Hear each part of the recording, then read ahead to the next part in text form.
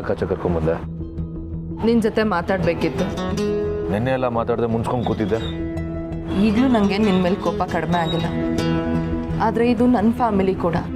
ನನ್ನ ಒಪಿನಿಯನ್ನು ನೀನು ಕನ್ಸಿಡರ್ ಮಾಡಬೇಕಾಗತ್ತೆ. ನಿನ್ನ ಒಪಿನಿಯನ್ ಸರಿಯಾಗಿದ್ರೆ ಕನ್ಸಿಡರ್ ಮಾಡ್ಬೋದು, ಆದರೆ ಅದೇ ತಪ್ಪಾಗಿದ್ರೆ? ನಿನಗೆ ತಪ್ಪಾಗಿ ಕಾಣಿಸಿದ್ದೆ ತಪ್ಪಾಗಿರಬೇಕು ಅಂತ ಏನಿಲ್ಲ ಸಮರ್ಥ. ಇವತ್ತು ನಿನ್ನಿಂದ ಅಮ್ಮ ಕೆಲ್ಸಕ್ಕೆ ಹೋಗದೆ ಇರೋ ಹಾಗಾಯಿತು. ಅದರಿಂದ ಅವ್ರ ಮನ್ಸಿಗೂ ನೋವಾಗಿರುತ್ತೆ ಅಲ್ವಾ? ನೋಡು, ನೀನು ಕೆಲಸ ಕಳ್ಕೊಂಡಿರೋದ್ರಿಂದ ಫ್ರಸ್ಟ್ರೇಟ್ ಆಗಿದೆಯಾ, ಅದಕ್ಕೆ ನಿನಗೆಲ್ಲ ತಪ್ಪಾಗಿ ಕಾಣಿಸ್ತಾ ಇದೆ. ಅಲ್ಲ, ನಿನಗೆ ಮನೇಲಿ ಎಲ್ಲರೂ ಸರಿಯಾಗಿ ಕಾಣಿಸ್ತಾರೆ, ತಪ್ಪೆಲ್ಲ ನಾನೇ ಮಾಡಿದ್ದೀನಿ ಅನ್ನೋ ಥರ ಮಾತಾಡ್ತೀಯಲ್ಲ. ನೋಡು ನೋಡು ಹೇಗೆ ಮಾತಾಡ್ತಿದ್ಯಾ ಅಂತ. ಸೀರಿಯಸ್ಲಿ ಅನ್ನೆಸೆಸರಿಲಿ ನೀನು ಎಲ್ಲರ ವಿಷಯದಲ್ಲೂ ತಲೆ ಹಾಕ್ತಿದ್ಯಾ ಸಮರ್ಥ. ನಿನಗೆ ಹೀಗೆ ಹೇಳಿದ್ರೆ ಅರ್ಥ ಆಗಲ್ಲ. ನಡಿ, ನಾವಿಬ್ರು ಒಂದು ರೌಂಡ್ ಆಚೆ ಹೋಗ್ಬಿಟ್ಟು ಬರೋಣ. ಇಬ್ರಿಗೂ ಸ್ವಲ್ಪ ಚೇಂಜ್ ಸಿಕ್ತಾಗ ಆಗುತ್ತೆ. ಅಮ್ಮನ ವಿಷಯನ ಹೇಗೆ ಹ್ಯಾಂಡಲ್ ಮಾಡೋದು ಅಂತ ಅಲ್ಲೇ ಯೋಚಿಸೋಣ.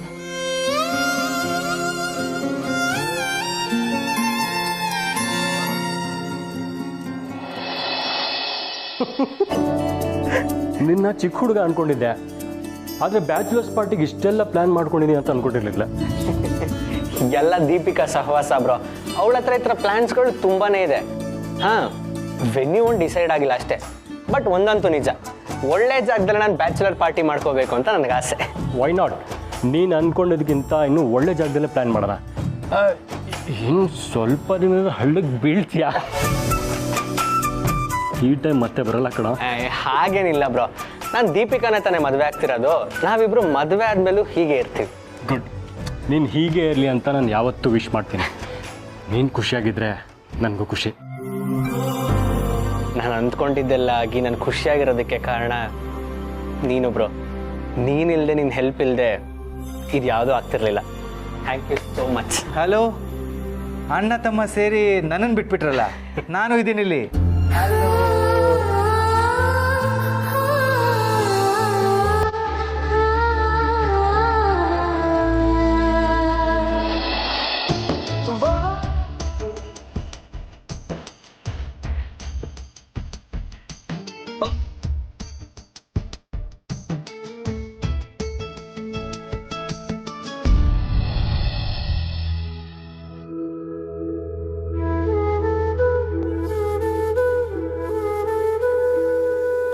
ಪಾಪು ಯಾಕೆ ಹಾಗೆ ಹೇಳಿದ್ನೋ? ಹೇಗೂ ರಜಾ ಹಾಕಿದ್ದೀನಿ, ನಾಳೆ ಅಷ್ಟರಲ್ಲಿ ಅವನ ಮನಸ್ಸು ಸರಿ ಹೋಗ್ಬೋದು. ಯಾವುದಕ್ಕೂ ಮಾಧವ್ ಅವ್ರಿಗೆ ಮೆಸೇಜ್ ಮಾಡಿ ಇವತ್ತು ರಜಾ ಬೇಕು ಅಂತ ಹೇಳಿಬಿಡೋಣ. ಇವತ್ತೇನೇನು ಮಾಡಬೇಕು ಅಂತೆಲ್ಲ ಮ್ಯಾಗಿ ಕೈಯಲ್ಲಿ ಚೀಟಿ ಕೊಟ್ಟು ಬಂದಿದ್ದೀನಿ. ಹೇಗೂ ಕಷ್ಟ ಆಗಲ್ಲ ಅನ್ಸುತ್ತೆ.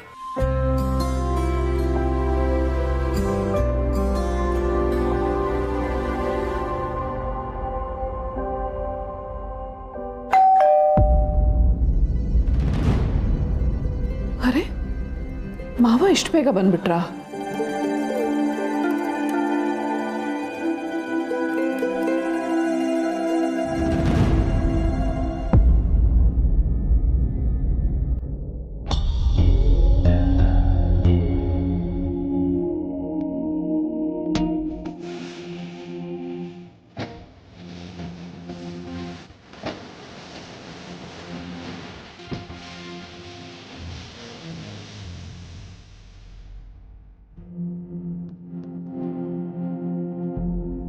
ಫೋಟೋದಲ್ಲಿ ಕಾಣೋದಕ್ಕಿಂತ ಚೆನ್ನಾಗಿದ್ದೀರಾ.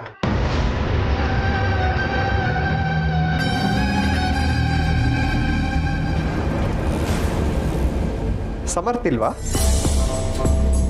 ಇಲ್ಲ, ಹೊರಗೆ ಹೋಗಿದ್ದಾನೆ. ನೀವು? ನಮಸ್ಕಾರ. ನಿಮ್ಮನ್ನು ನೋಡ್ತಾ ಪರಿಚಯ ಮಾಡ್ಕೊಳ್ಳೋದೆ ಮರ್ತುಬಿಟ್ಟೆ. ಜಗದೀಶ್ ಅಂತ.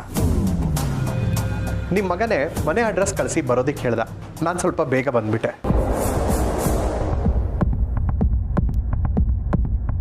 ಒಳಗಡೆ ಬಂದು ಕೂತ್ಕೋಬೋದಾ?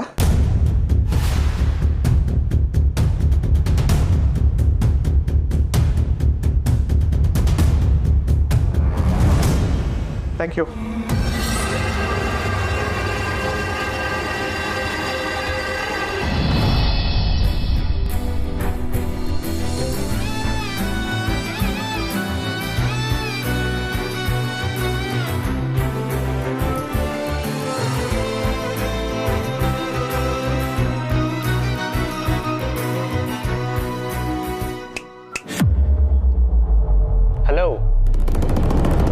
ಏನು ಹೀಗೆ ನಿಂತಿದ್ದಾರಾ?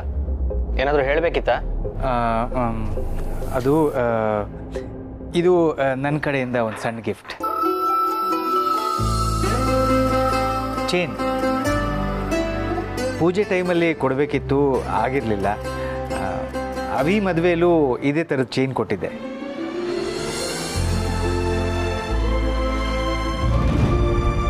ಥ್ಯಾಂಕ್ಸ್. ಓಪನ್ ಮಾಡಿ ನೋಡಲ್ವಾ? ಹೇಗಿದ್ರು ನನಗೆ ತಾನೇ ಕೊಟ್ಟಿರೋದು, ಆಮೇಲೆ ನೋಡ್ಕೋತೀನಿ ಬಿಡಿ. ನಿನ್ನ ಮದುವೆಯಲ್ಲಿ ನೀನು ಇದೇ ಚೇನ್ ಹಾಕ್ಕೋಬೇಕು ಅನ್ನೋದು ನನ್ನ ಆಸೆ. ನೋಡೋಣ. ಯಾಕೆಂದರೆ ದೀಪಿಕಾ ಮನೆಯಲ್ಲಿ ಪಪ್ಪ ಏನಾದರೂ ಕೊಟ್ಟರೆ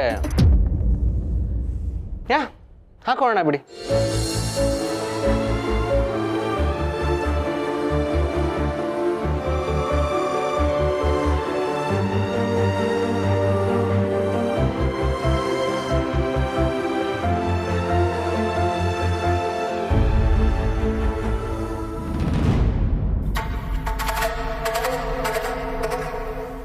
Can I?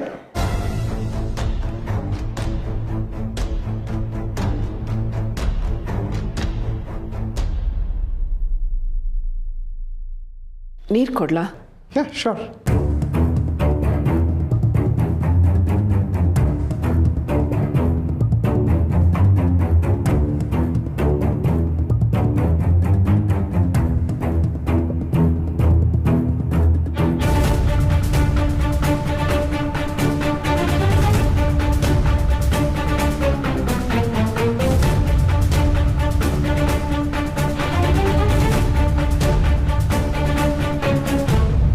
Thank you.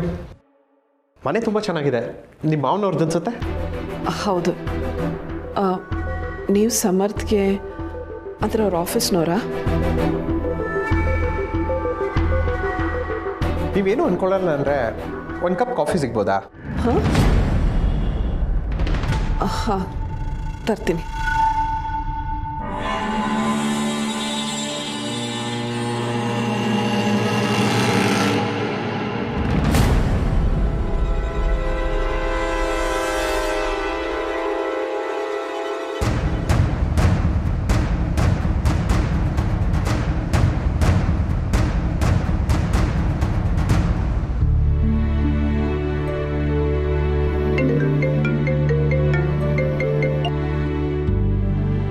ಹಾಂ, ಬಂದಿದ್ದೀನಿ.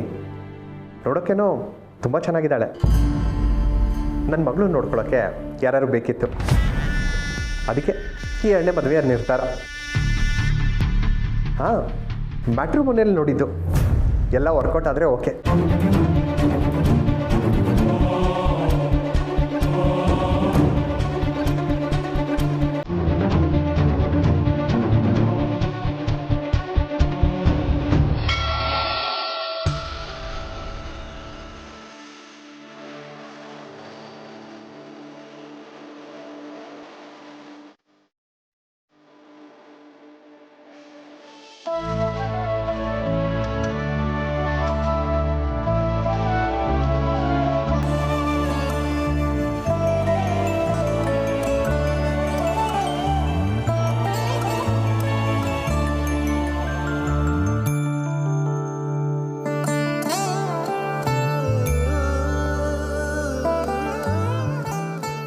ಇಷ್ಟು ವರ್ಷಗಳಲ್ಲಿ ಯಾವತ್ತೂ ನಿನ್ನ ಮುಂದೆ ಇಷ್ಟೊಂದು ಪ್ರಶ್ನೆಗಳನ್ನು ಇಟ್ಕೊಂಡು ಬಂದವನಲ್ಲ.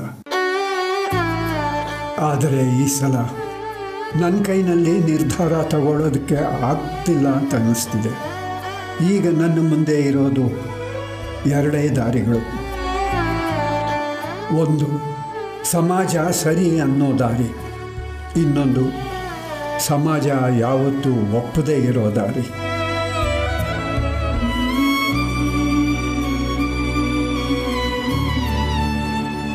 ಸಮಾಜ ಸರಿ ಅನ್ನೋ ದಾರಿನೇ ಎಲ್ಲರೂ ತುಳಿತಾರೆ. ಯಾಕೆಂದರೆ ಯಾರಿಗೂ ಸಮಾಜದ ವಿರುದ್ಧ ಹೋಗೋ ಧೈರ್ಯ ಇಲ್ಲ.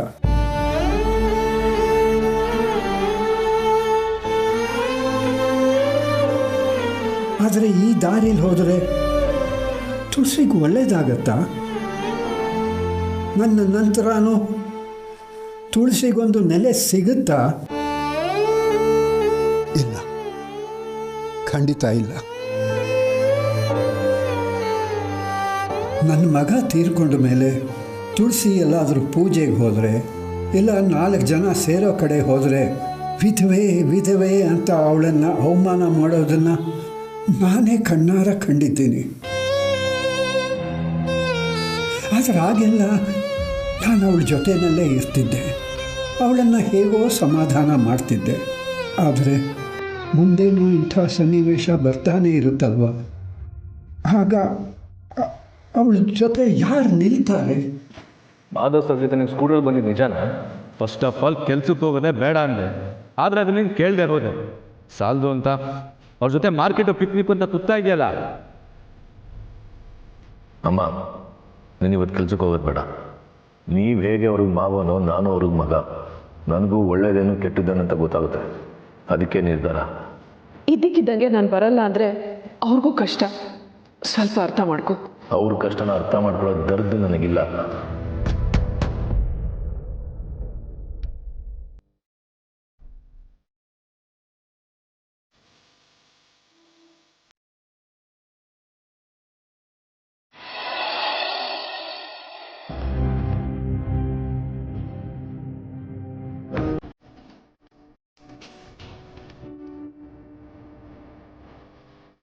ನಾನು ಯಾಕೆ ಆಚೆ ಕರ್ಕೊಂಡ್ಬಂದಿದ್ಯಾ? ಅದನ್ನು ಯಾಕೆ ಕೋಪ ಮಾಡ್ಕೊಂಡು ಕೇಳ್ತೀಯ? ನಾನು ನಿನ್ನ ಜೊತೆ ಇಲ್ಲಿಗೆ ಬಂದಿದ್ದು ಜಗಳ ಮಾಡೋಕ್ಕಲ್ಲ. ಇನ್ಫ್ಯಾಕ್ಟ್ ನನಗಿಂತ ಮನೆ ಅಮ್ಮ ಎಲ್ಲ ಸಿಕ್ಕಿದ್ದು ನಿನ್ನಿಂದ ಅಂದಮೇಲೆ I should be grateful to you ಅಲ್ವಾ? ಅಂದಮೇಲೆ ನೀನು ನನ್ನ ಡಿಸಿಷನ್ಸ್ನ ರೆಸ್ಪೆಕ್ಟ್ ಮಾಡಬೇಕಲ್ವಾ? ಖಂಡಿತವಾಗ್ಲೂ ನಾನು ನಿನ್ನ ಡಿಸಿಷನ್ಸ್ನ ರೆಸ್ಪೆಕ್ಟ್ ಮಾಡ್ತೀನಿ. ಆದರೆ ಈ ವಿಷಯದಲ್ಲಿ ಅದೇ ವಿಷಯ ಬೇಡ. ನೀನೀಗ ನನ್ನನ್ನು ಇಲ್ಲಿಗೆ ಯಾಕೆ ಕರ್ಕೊಂಡ್ಬಂದಿದ್ಯಾ ಅದನ್ನು ಹೇಳು. ಮನೇಲಿ ಆಗಲೇ ಮಾತಾಡ್ತಿದ್ದಾಗ ನೀನು ಮಾಧವ್ ಸರ್ ವಿಷಯನ ಹೇಳ್ಬಿಡ್ತೀಯ ಅನ್ನಿಸ್ತು. ಅದರಿಂದ ಮತ್ತೆ ರಾಧಾ ಅಂತ ಆಗೋದು ಬೇಡ ಅಂತ ಇಲ್ಲಿ ಕರ್ಕೊಂಡು ಬಂದೆ. ಓಹೋ, ಇಲ್ಲೂ ನಿನಗೆ ನನಗಿಂತ ಬೇರೆಯವ್ರ ಬಗ್ಗೆ ಯೋಚನೆ ಅಲ್ಲ? ಯಾಕೋ ಹಾಗಂದ್ಕೋತೀಯ? ನೀನಲ್ಲಿ ಎಲ್ಲರೂ ಮುಂದೆ ಹಾಗೆ ಮಾತಾಡಿದ್ರೆ ಅಮ್ಮಂಗೆ ನೋವಾಗುತ್ತೆ ಅಲ್ವಾ? ಅದಕ್ಕೆ ನಿಂಗೆ ಯೋಚಿಸೋದಕ್ಕೆ ಸ್ವಲ್ಪ ಟೈಮ್ ಸಿಕ್ಕರೆ ಪರಿಸ್ಥಿತಿ ಅರ್ಥ ಆಗತ್ತೆ ಅನ್ನಿಸ್ತು. ಒಂದು 10 ನಿಮಿಷ ನಿಧಾನವಾಗಿ ಯೋಚನೆ ಮಾಡು ಸಮರ್. ಆಮೇಲೂ ನೀನು ಮಾಡ್ತಿರೋದು ನಿನಗೆ ಸರಿ ಅನ್ಸಿದ್ರೆ ಏನು ಮಾಡೋದು ಯೋಚನೆ ಮಾಡೋಣ. ಏನು ಮಾಡಬೇಕು ಅದನ್ನು ನಾನು ಆಲ್ರೆಡಿ ಮಾಡಾಗಿದೆ. ಸರಿ,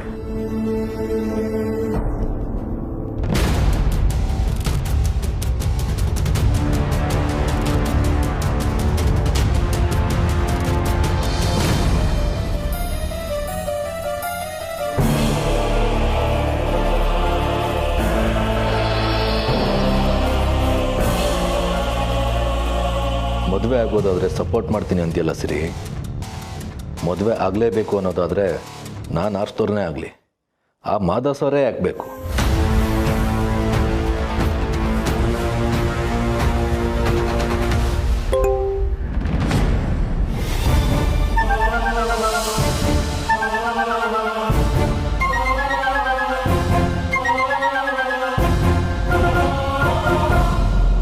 ಆಲ್ರೆಡಿ ಮಾಡಿದ್ಯಾ? ಏನು ಹಾಗಂದ್ರೆ ಸಮರ್? ಅದು ಈಗ ಗೊತ್ತಾಗಲ್ಲ, ಮನೆಗೆ ಹೋಗೋಣ, ಅಲ್ಲೇ ಗೊತ್ತಾಗುತ್ತೆ. ಸ್ಪಷ್ಟವಾಗಿ ಹೇಳು ಸಮರ್. ನಿನ್ನ ಮಾತುಕತೆ ಮುಗ್ದಿದ್ರೆ ನಾವು ಮನೆಗೆ ಹೊರಡೋಣವಾ?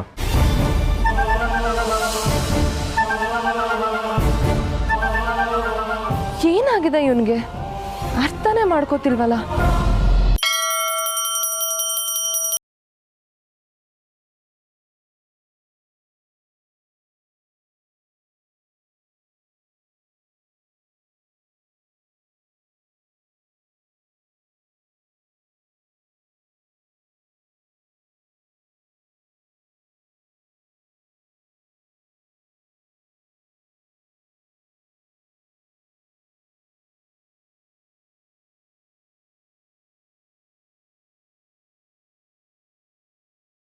ಮಾಡದೇ ಇರುತ್ತಾ?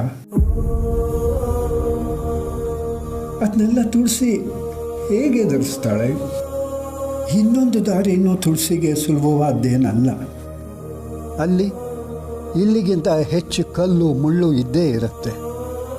ಆದರೆ ಕಲ್ಲು ಮುಳ್ಳಿನ ದಾರಿನಾದ್ರೂ ಜೊತೆಗೆ ಹೆಜ್ಜೆ ಹಾಕೋದಕ್ಕೆ ಯಾರಾದರೂ ಇರಬೇಕಲ್ವಾ?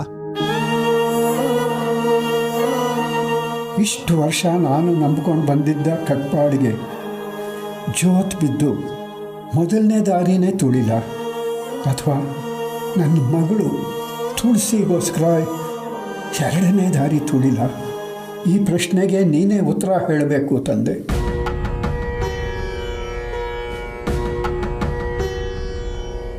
ಇವತ್ತು ನೀನು ನನ್ನ ಗೊಂದಲಕ್ಕೆ ತೆರೆ ಎಳೆದೇ ಎಳಿತೀಯ ಅಂತನೋ ನಂಬಿಕೆ ನನಗಿದೆ.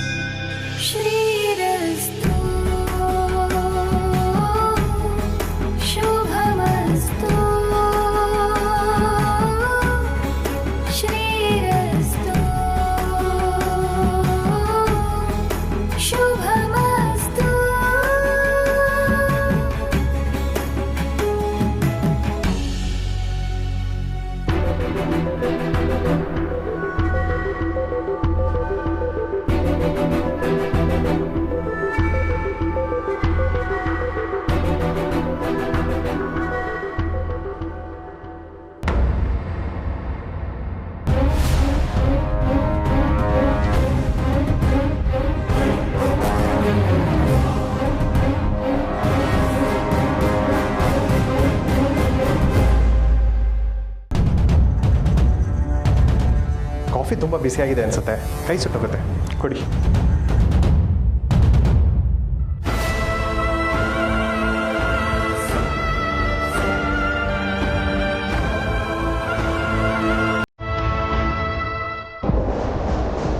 ನೈಸ್. ನೀವು ಯಾರು ಅಂತ ಹೇಳಲಿಲ್ಲ. ನನ್ನ ಮಗ ಬರೋದು ತಡ ಆಗುತ್ತೆ, ನನಗೂ ಸ್ವಲ್ಪ ಕೆಲಸ ಇದೆ. ಕಿಚನ್ವರೆಗೂ ಬಂದೆ ಅಂತ ಟೆನ್ಷನ್ ಮಾಡ್ಕೋಬೇಡಿ.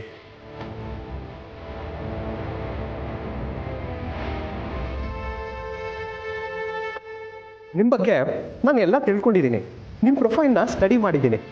ನಿಮ್ಮ ಫೋಟೋ ನೋಡಿದಾಗ ನೀವು ಬಹಳ ಸಿಂಪಲ್ ಅಂತ ಅನ್ಕೊಂಡೆ, ಇಲ್ಲೂ ಹಾಗೆ ಇದ್ದೀರಾ. ಬೈ ದ ವೇ, ನಿಮ್ಮ ಬಗ್ಗೆ ನನಗೆ ಯಾವ ಅಭ್ಯಂತರನೂ ಇಲ್ಲ.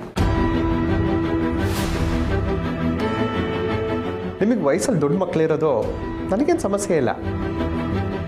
ಕ್ಷಮಿಸಿ, ನೀವೇನು ಹೇಳ್ತಾ ಇದ್ದೀರೋ ನಂಗೆ ಅರ್ಥ ಆಗ್ತಾ ಇಲ್ಲ. ಇದರಲ್ಲಿ ಅರ್ಥ ಮಾಡ್ಕೊಳ್ಳೋದು ಏನಿಲ್ಲ.